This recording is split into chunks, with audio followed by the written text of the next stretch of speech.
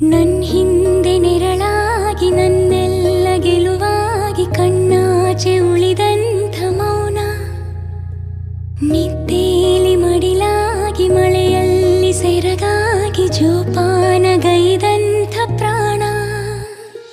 ಅಮ್ಮ ಧರಿಗಿಳಿದಿರೋ ಮೂರುತಿ, ಅಮ್ಮ ಸ್ವರ ಬಡಿತದ ಸಾರಥಿ. ಅಮ್ಮ ಧರಿಗಿಳಿದಿರೋ ಮೂರುತಿ, ಅಮ್ಮ ಸ್ವರ ಬಡಿತದ ಸಾರಥಿ.